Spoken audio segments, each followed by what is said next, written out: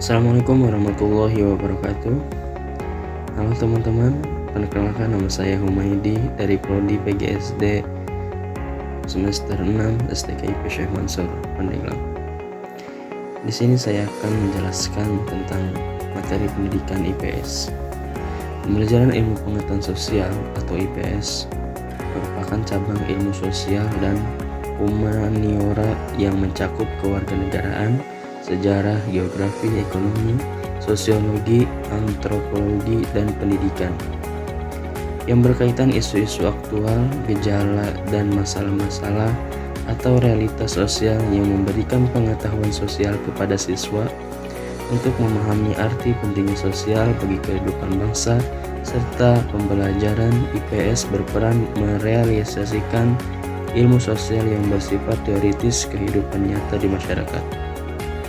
Dalam mempelajari IPS, tentu saja peserta didik diajak untuk dapat memahami berapa hak dan kewajiban mereka sebagai anggota masyarakat dan warga negara. Peserta didik dapat memahami dan mengembangkan nilai-nilai pengetahuan, keterampilan sosial, fakta-fakta, konsep-konsep sosial, serta menerapkan di lingkungan masyarakat.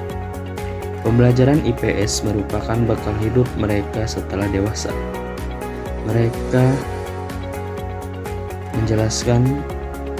menurut Mariani, menjelaskan bahwa tujuan pembelajaran IPS adalah untuk yang pertama untuk mengembangkan pengetahuan dasar, ilmu-ilmu sosial, mengembangkan kemampuan berpikir inquiry, pembacaan masalah, dan keterampilan sosial, membangun komitmen dan kesadaran terhadap nilai-nilai kemanusiaan, dan meningkatkan kemampuan berkompetensi dan bekerja sama dalam masyarakat yang majemuk, baik dalam skala nasional maupun skala internasional. Menurut Aulia R. dan Wardini R., karakteristik mata pelajaran ilmu pengetahuan sosial dalam satuan pendidikan sekolah dasar di masa yang akan datang, peserta didik akan menghadapi tantangan berat karena kehidupan masyarakat global selalu mengalami perubahan setiap saat. Oleh karena itu, mata pelajaran IPS dirancang untuk mengembangkan pengetahuan, pemahaman, dan kemampuan analisis terhadap kondisi sosial masyarakat dalam memasuki kehidupan bermasyarakat yang dinamis. Mata pelajaran IPS disusun secara sistematis, komprehensif, dan terpadu dalam proses pembelajaran menuju kedewasaan dan keberhasilan dalam kehidupan di masyarakat. Dengan pendekatan tersebut, diharapkan peserta didik akan memperoleh pemahaman yang lebih luas dan mendalam pada bidang ilmu yang berkaitan.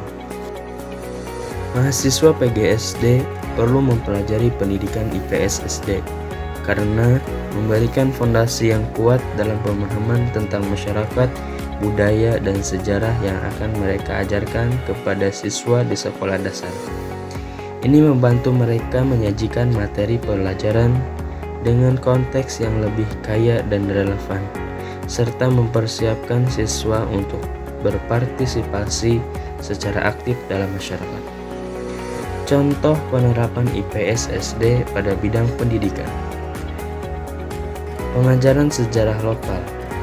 Guru PGSD dapat menggunakan IPS untuk mengajarkan sejarah lokal kepada siswa, termasuk aspek-aspek seperti sejarah kota atau desa tempat sekolah berada. Ini membantu siswa memahami identitas dan warisan budaya mereka sendiri. Studi lingkungan. Melalui IPS, siswa dapat belajar tentang lingkungan mereka, termasuk aspek geografis, ekologi, dan sosial.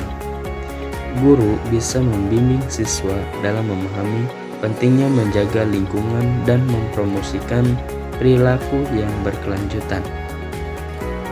Pengajaran kewarganegaraan. IPS memungkinkan siswa untuk belajar tentang prinsip-prinsip demokrasi, hak asasi manusia, dan partisipasi dalam kehidupan demokrasi. Guru PGSD dapat menggunakan IPS untuk membantu siswa memahami peran mereka sebagai warga negara yang bertanggung jawab.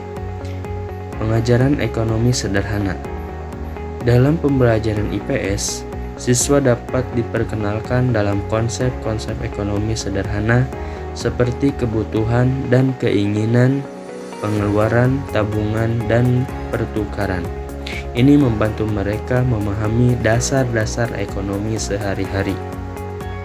Melalui penerapan IPS dalam pendidikan, siswa tidak hanya belajar tentang dunia sekitar mereka, tetapi juga mengembangkan pemahaman yang lebih mendalam tentang bagaimana mereka dapat berkontribusi dalam masyarakat secara positif. Mungkin hanya itu saja yang bisa saya sampaikan. Kurang dan lebihnya mohon dimaafkan.